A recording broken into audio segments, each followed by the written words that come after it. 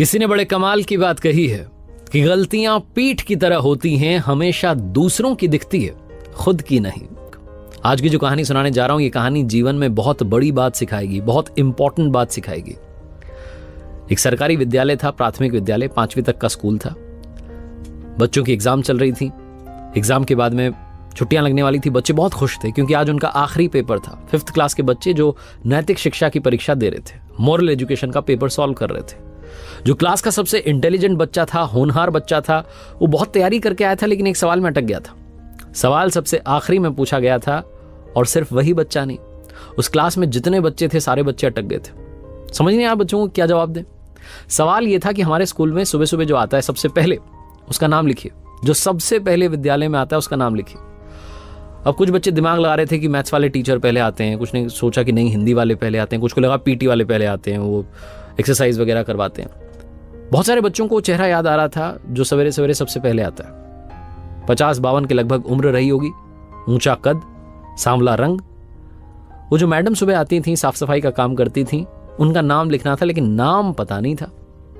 कुछ बच्चों को जिनको लग रहा था कि टीचर पहले आते हैं, उन्होंने तो टीचर के नाम लिख दिए थे। लेकिन बहुत सारे बच्चे जिनको लगा था कि वो साफ सफाई वाली जो मैडम है वो सुबह सुबह आती हैं, उन आंटी का नाम नहीं पता था। कुछ ने आंटी जी लिख दिया, कुछ ने रंग लिख दिया, कुछ ने रूप लिख दिया, कुछ ने उनके कद के बारे में लिख दिया कि ऊंचे कद की महिला आती हैं, लेकिन नाम कोई नहीं लिख पा रहा था। बहुत देर तक वो कोशिश करते रहे और आखिरकार वो घंटी बज गई। बच्चे इस बात से तो खुश थे कि चलो एग्जाम्स खत्म हुई, अब छुट्टी लगेगी, लेकिन इस बात ने उनका दिमाग खराब कर रखा था कि ये सवाल पूछा क्यों गया। सारे के सारे बच्चे इकट्ठे होकर के अपने नैतिक शिक्षा वाले सर के पास गए, टीचर के पास गए और जाकर के पूछने लगे कि सर ये एग्जाम में आउट ऑफ सिलेबस क्वेश्चन क्यों पूछा। तो उन्होंने कहा कौन सा? तो बच्चों ने कहा वो आपने सबसे आखिरी में पूछा ना कि वो कौन है जो सबसे पहले स्कूल में आता है, उसका नाम बताइए। ये तो आपने कभी हमें बताया नहीं, सिखाया नहीं। टीचर ने कहा यही तो मैं सिखाना चाह रहा था आज इस सवाल को पूछ करके। वो कौन है जो स्कूल में सबसे पहले आता है, आती है। बहुत सारे बच्चों ने एक साथ कहा वो साफ सफाई वाली जो काम करती हैं वो आती हैं सबसे पहले। टीचर ने फिर पूछा कि उनका नाम क्या है। बच्चे इधर उधर देखने लगे, नाम ही तो नहीं पता था। टीचर ने कहा उनका नाम उमा जी है, उनके बारे में भी पता होना चाहिए।